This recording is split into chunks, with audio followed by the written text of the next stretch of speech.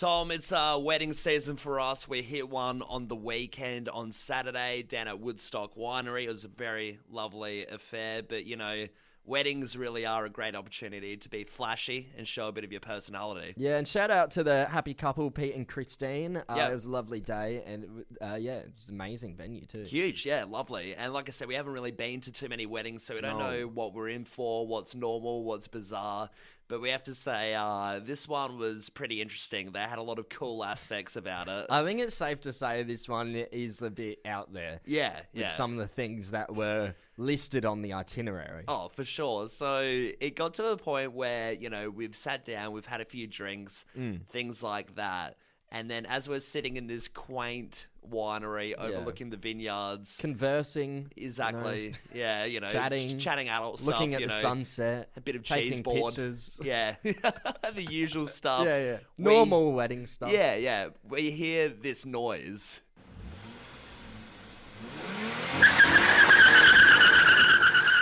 We're like, what the hell? What is going on? There's been a heist and someone's taken a bunch of grapes from the winery and they're in a hot pursuit to get away. We thought, what the hell is going on? And we take a look at our phone because we've been sent an itinerary, and wedged in between, you know, father-daughter dance, sunset pictures, we have right there at, you know, 5 p.m. burnouts. And we're like, awesome. This is spiced up the wedding a bit. This is pretty cool. Yeah, so naturally we raced down to watch the burnouts. Well, it was funny because we were talking with two people and in quite a civilized conversation. And I think as soon as they turned away and looked at their phone and turned up to see us, we were just gone. We were gone. It was like a cartoon. Like the dust was left there, and we'd sprinted away to have a look at these cars. Were they ever really there? Yeah. But we are going to open up the phone lines, Callum. 1300 737374. What was different about the wedding? I mean, this one was pretty damn cool. And seeing Pete and Christine, you know, they got their video together, kissing on the road with a motorbike behind them, screeching and bringing up the smoke. Yeah. Like, it definitely warranted some pretty cool pictures that they can keep forever. Absolutely. But yeah, we do want to hear what was different about the wedding. What some of those weirder things that, you know, you don't really see at a traditional wedding. Got somebody text in here saying, I did the traditional Aussie pub meat tray prize for 3 lucky guests, coming in from Craig. Yes. I would love to win a meat tray at a wedding. A wedding at the Lawn Bowls Club, it sounds like. Got this one here. 31 years ago, we had a bouncy castle at our reception. Probably quite normal now. Yeah, you do see that more and more often now, but that would be so much fun having a bounce house. What a game changer 31 years ago as well, having a bouncy castle. Yeah, one of the pioneers of the bouncy houses at our weddings.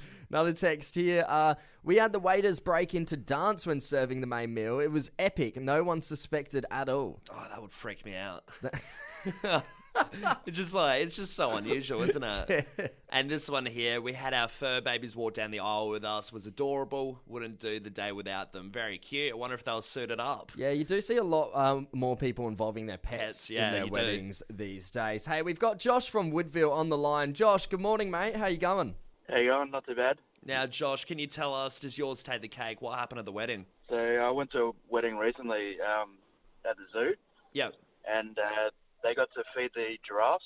And about a year or so earlier, the bride's parents actually got to feed the tigers as well. Josh, is it pretty messy, you know, feeding? Because I remember doing the line feeding, and you had to pick up a big chunk of horse meat. I feel like that wouldn't be really suitable for your wedding dress or suit.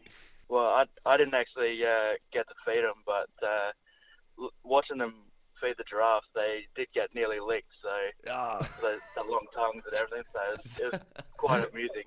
Yeah. Wouldn't want the white tucks on. It's slobbery. Tom, we've heard all the rumours about mirrors in retail shops, you know, making you look thinner, making you look taller, so you're more, you know, keen to buy the clothes, things like that. Mirrors on the ceilings in shops above specific products that, you know, might be at more risk of getting stolen at, you know, chemists and Kmart, things like that. Yeah, right, okay. So a definitive list has come out to elaborate on all the other mirrors in the world and why they're used for these reasons. So we are having a bit of mirror chat. There was rumours around the office before that this segment would blow your mind. Yes, So, I've been kept completely in the dark about what this is all about because our content director Sophie came up and said, if you haven't watched this TikTok, it will blow your mind. Yeah, so yeah, wear a I haven't helmet. seen anything yet. I'm waiting. My mind is ready to be blown. So blow away. all right, let's do it. So I've got a list here of all the definitive reasons why there are mirrors in certain spots. So no mirrors in casinos. Why do you think that would be? Oh, gee. Oh, so you can't like see the cards and stuff, right? No, it's so you don't look at yourself in shame or guilt because you're gambling so much. And then because the idea is that then if you look at yourself and it's 3 a.m, you've spent all your money, you're like, oh, I look a bit rusty, I should probably go home. Yeah. They're trying to deter you from doing that, so you'll stay longer. I didn't even realize there's no mirrors in casinos. No, there isn't, and there's no clocks either. It's the same thing. So you just keep going. You don't look Right. at the time. You're you're just sort of trapped in there as a Okay, yeah. prisoner to the gambler I with his Gambler. with his neon claws. Yeah, I absolutely would have thought it had something to do with cheating, like being able to see the Nah. dealer's cards or other people around the poker table. But no, it's right. So you can't look at Yeah. yourself in disgust. Yeah, Okay. exactly right. At Fair Disney, they have no mirrors by the sink as well. At Disney, apparently in the bathrooms, they have mirrors as you're about to walk out, but none above the sink because they don't want people to hold up the line and, be washing Check them. yourself out. Yeah, exactly. Literally stopping Look at people my from... Mickey Mouse ears. 100%. It's kind of the opposite to the casino. They don't want you to be looking good and checking yourself out because you'll hold up the queue, you'll hold up the sink and everything like that. Okay, weird one. And then you go to elevators, you have mirrors so it doesn't feel so claustrophobic. Yeah, It feels yeah, a bit more okay. open space. Self-serve checkouts, the little mirrors or, how they have little screens that show your face at the self-serve checkouts sometimes? Yeah, that's to It's- see to look at your guilt if you try and steal something, is it? No, exactly right. So you Oh, won't... really? But it's kind of... It's not really guilt. It's kind of saying... So you won't steal. It kind of alerts you that there's cameras on you, so you probably won't steal because you think you're being recorded. Look at yourself, you slimy bastard. Don't even think about taking that cheese. Yeah, yeah. And lastly, Tom, this one's really interesting. So when you go to a bar and there'll be huge mirrors on the back wall where the bartenders serve drinks and it's Yeah. usually behind the drinks, what would you say that's for? Oh, so it looks like there's more stock. No. I mean, that's not a bad one, not a bad shout, but it's so you can observe people without actually staring at them. So if there's some nutter at the bar and you want to check them out Right. and be like, oh, are they being a bit dangerous? It's so you don't directly stare at them and then they have a crack at you. So It's what, So the you bar- can, it's so so the you can bartenders- discreetly look at the crazies through an angle and then, not get into a fight. I mean, I think it would probably peeve people off more if the bartender is just back to the bar looking through the mirror. Like, are you gonna serve Are you me? doing your job? It's one way to start a fight. I don't know about this guy. So that's all the mirrors, yeah? That's all. That's the mirror chat. Mind officially blown. Oh, great. Hey, have you seen this woman that got stuck in a medieval tower at Cambridge University?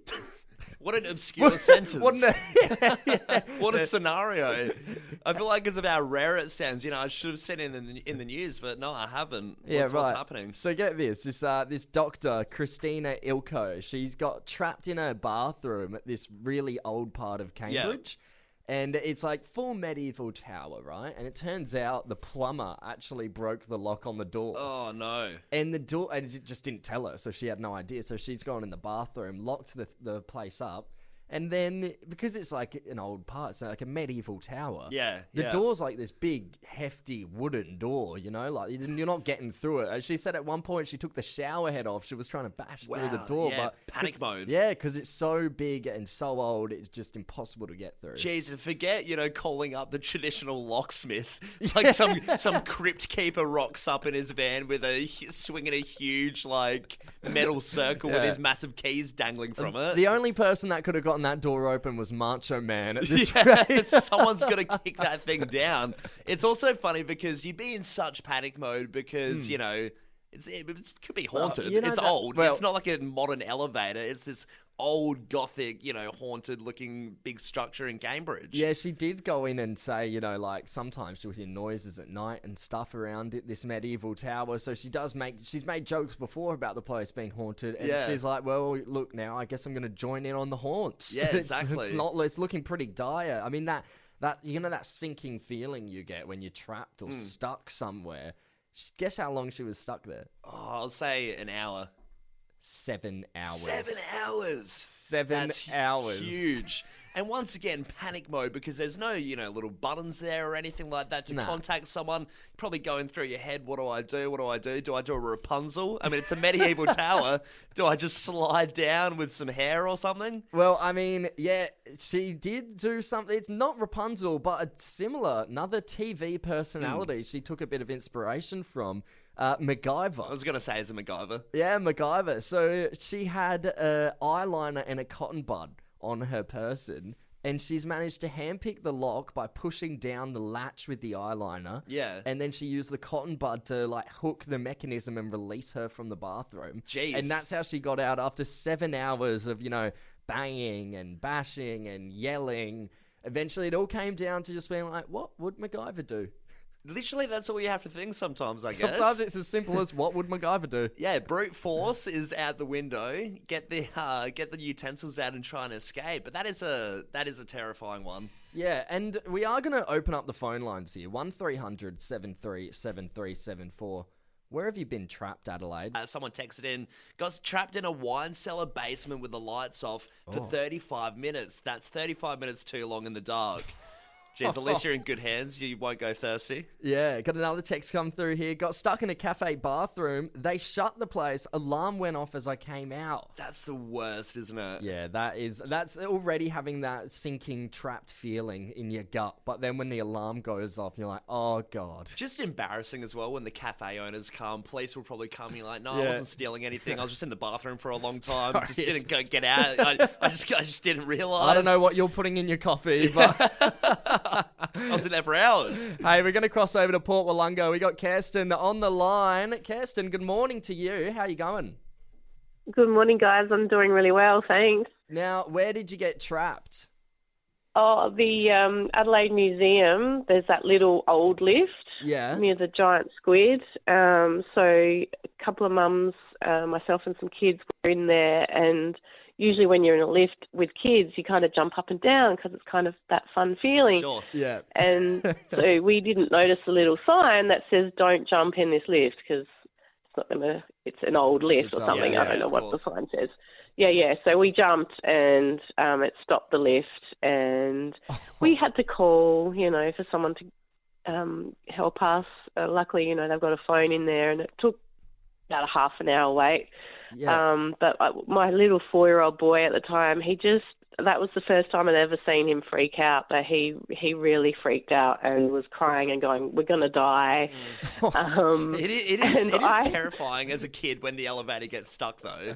I couldn't help but start laughing because I just found it really funny, which didn't, help the situation. And then we had to climb up and out because we were stuck in between the levels, so we had to, climb up onto the floor. Did when you called and used the phone, did the person on the other end say you jumped, didn't you? Did they have an inkling that you might have been jumping? Yes. Yeah. Yeah. And Kirsten, how many jumps do you reckon you got in before this elevator stopped? Was it just one and then it stopped? I reckon it was just one. Yeah, it was just one. Done and dusted. You had your fun. Hey, Kirsten, we have a double pass to Adelaide United taking on Melbourne Victory coming your way. Thanks for getting involved. Tom, cruise ships are glamorised as being a pretty cool thing to do. Yep. Absolutely. Great little holiday. However, there is a dark little secret about cruise ships that has come to light. Uh-oh. Are you about to ruin all cruise ships? Well, I mean, it's up to... Dark secret. What's going on? I mean, it's up to the buyer, I guess. It might not put you off, but it is kind of out there. So a big American singer, she goes by the name Dara Tucker. She used to perform on cruise ships about a decade ago, and now she's hit TikTok and she's doing a bunch of media stuff, interviews, things like that. And she had a segment recently where people were asking her about her days on the cruise ship. Yeah. And it got into a bit of conversation about, what happens when you're out there for however many weeks. These cruise ships with about 3,000 people, something is bound to go wrong. So how long was she living on these cruise ships? So about a decade ago, she'd do, like a few months at a time, kind of stuff like that. But it was her job to sing on the cruise ships, and she did that regularly for years. Pretty cruisy gig. Pretty cruisy, that's it. But pretty much, though, she elaborated on the fact that if you ever see any big ice cream parties on a cruise ship where they start handing out free ice cream, there's a bit of a sinister reason behind it. Hang on. Rewind to the fact that there's free ice cream parties aboard cruise ships. Yeah. So how am I only just finding out about this now? It makes it sound great, doesn't it? I've got to go book. Yeah. Got to book a cruise stat. No, I don't want to get outside and see Cancun. I'd rather see Cancun from my window while eating a sundae. You know, that's what I'm going on there for. Another banana sundae, sir. Yeah, exactly. But there is a dark reason why they do have the ice cream, and she dark said... reason or not, I'm down for some free ice cream. The reason is because people die on the cruise ship. They have a lot of people that pass away. So... Yeah, so this is why they're freeing up freezer space. Yeah, exactly. Right. So it kind of ruins the ice cream surprise, right? Because apparently it happens very regularly when you have a cruise ship with about 3,000 people on there. Maybe 3 or 4 over the few months are bound to die. And so if they need to store the bodies somewhere, they give out a bunch of free ice cream and cram them in there. Yeah, right. Okay. I mean, it makes you think... What other things are they hiding? You know, do they have a tequila night where everyone's drinking tequila because there's been a scurvy outbreak on board? Yeah. They need to suck the lemons. Yeah, that's it. You know, all these secrets, and it kind of everyone's got eczema. Let's apples, broccoli, cherries, blueberries, spinach, and kale party. Everybody, pizza party safe. Yeah. Safe. Pizza parties are okay. It makes it dark, though, doesn't it? The idea that you cannot enjoy a Sunday knowing that a bunch of people are crammed in the freezer. Imagine getting a free ice cream on the cruise ship and just looking at the person being like, I know your secret. yeah, what happened? They're just confused. Tom, adopting a hobby isn't anything unusual. You know, you get to a certain age and you drop going out with your mates to start, competitive crocheting or something weird. Yeah. Okay. It seems to happen to some people at a certain age. They just, Have you thought about getting into crochet? Nah. Not Sounds really. like you're using this as a platform to launch it. This is me coming out into my crochet era. Yeah. Doing an advertisement for it. But no, there are so many different weird hobbies, and this one takes the cake, Tom. One of my mates, I'm out with him the other night, and he says, I'm going to have one of my mates swing around. We're just at a pub, and he's going to stop in and say g'day. Sure. And he gives me the brief, and he's like, oh, by the way, he was in jail for a misdemeanor fairly recently. He's just got out. Right, okay. Like, okay, yeah, right. and so dude rolls things you in, do on your nights out. He's like, terrific guy, don't worry about it. But, he's just got released. It was a, misdemeanor. And he comes through, the bloke, 6'5", tattoos everywhere, piercings, massive dude. Scary enough. Well, he's got that kind of aura to him, the typical hardened criminal kind of look. All right. And he comes through the pub, and before he goes to the bathroom, and then my mate loads down a few more details of him. Doesn't mention any of that other stuff, but says, hey, by the way, he makes the best cupcakes. I was like, what? And he's like, yeah, dude, killer cupcakes. The guy is crazy about them. So he's a big teddy bear. Massive teddy bear. I was like, what do you mean? I was like, as if jail and cupcakes are in the same sentence. And he was like, no, he did a few baking classes when he was in the big house. Yeah, and he got really good at them. And now he just loves making cupcakes. So when he came out of the bathroom, I asked him about it. And I said, oh, you make good cupcakes. He's like, yeah, man, love it. That really could have gone either way.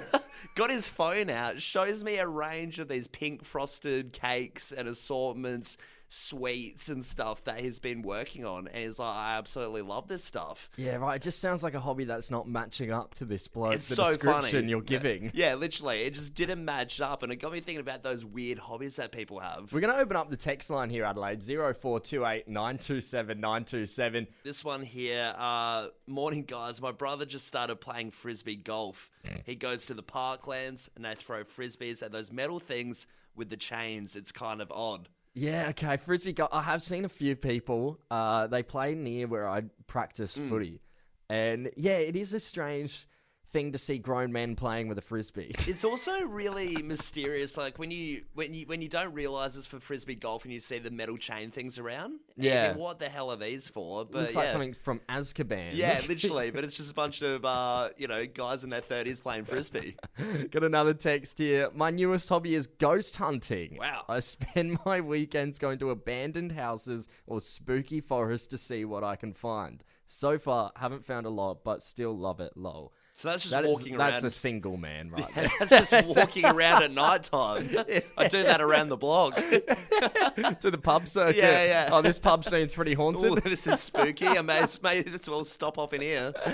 So yeah, Dungeons and Dragons has taken over my life since I started getting into it. That is a huge one, very popular. Yeah. Got a few friends that play the old D&D. That's it. Haven't partook myself, but I can see how you get lost. Always try and rope you in as well. Yeah.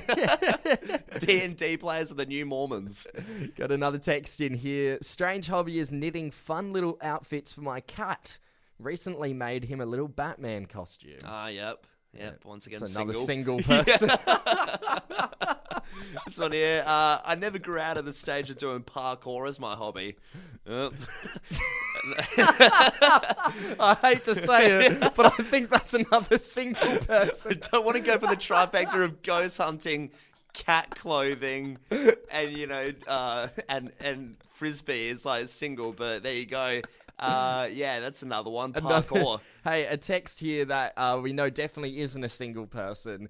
Weirdest hobby I've seen is my grandparents playing a match of Wii tennis every night right before dinner. They haven't missed a match since they got the Wii about 15 years ago or something crazy. You know, I don't mind that. Keep you active as you get into your older age there. At what point are they just sitting down, moving the sticks rather than really getting into it? Yeah, I guess as they get older, they tame down on it. But hey, Tom, this one here is pretty relatable. We've got a mate that's done this too. Someone's texted in saying, my friend reckons he's a DJ now. Always insists on bringing his set to house parties. He's been told to turn it down a few times because people would rather just have conversations. How's it our mate Lockie always brings his stuff but forgets a chord or something and disappoints everyone? Yeah, and we just end up doing Spotify. Yeah.